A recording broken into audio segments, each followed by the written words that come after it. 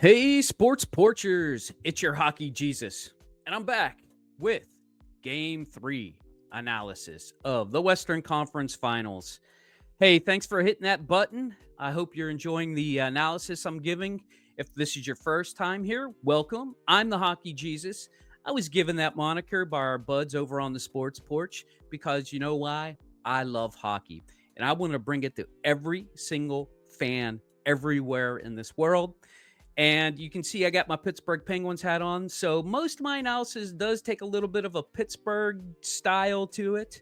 So you might hear some yins and them and that and down there and stuff like that. But hey, it's part of being a Pittsburgher. But I love hockey most of all. And I'm really enjoying these playoffs, especially game 3 of the Western Conference Finals. Well, they tied it up, so it was a best of 5, and Edmonton just absolutely took it to Dallas yesterday afternoon. Love those matinee games.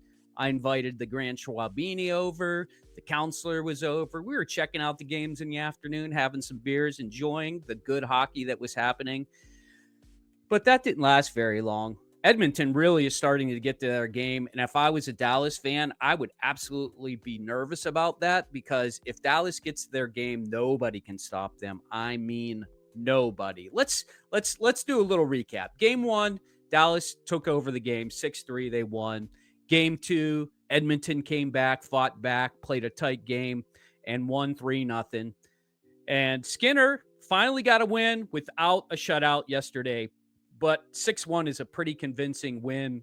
That doesn't mean that Dallas wasn't playing hard. They had 21 shots in the second period and actually were, I thought, taking the game to Edmonton, but not a lot of high danger area shots. Skinner seemed like he was in control.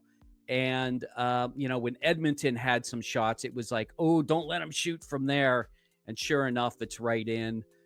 I think that's just really the difference in the series right now. I do believe that Dallas can come back and tie this up and make it a best of 3. I believe that can happen, but boy, the way Edmonton's playing now, they seem like they got it. They got it rolling, and when that team can get rolling, they're really good. Here's what I think is the difference between the two teams, and it's not really just this series. It's been the whole cumulative process of the playoffs. I pulled these off of NHL Edge. Edge, great job with some of these statistics. Um, they track high danger shots. So I looked at the high danger shots for Skinner compared to Ottinger, and Ottinger has the highest amount of shots against in the playoffs at 470, and Skinner to date only has 215 shots against. Of those, Otter's faced 125 high danger shots, most by far. And Skinner has of goalies that are left, Skinner has seen the least at 49 high danger shots. And as a percentage, Otter's at 26.6% of the shots being high danger, and Skinner's only at 22.7. Now, you might say, oh, that's not that big of a difference, but 4 or 5 high danger shots is the difference, and maybe 3 or 4 goals getting in. And that does make a difference. It really can make a difference. And kudos for Edmonton for recognizing they needed to pack it in a little bit and not allow too many high danger shots. That's really important, especially, because Edmonton doesn't really have a backup goalie right now. So I think that's really going to be important moving forward for Edmonton to keep that going.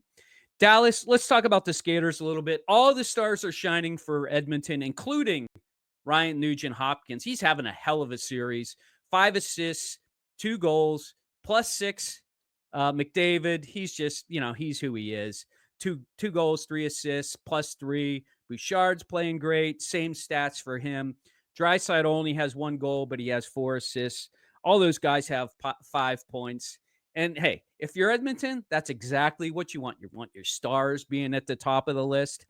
Dallas, where is Rantanen? Mikko, just like, Gabriel sang, Mikko.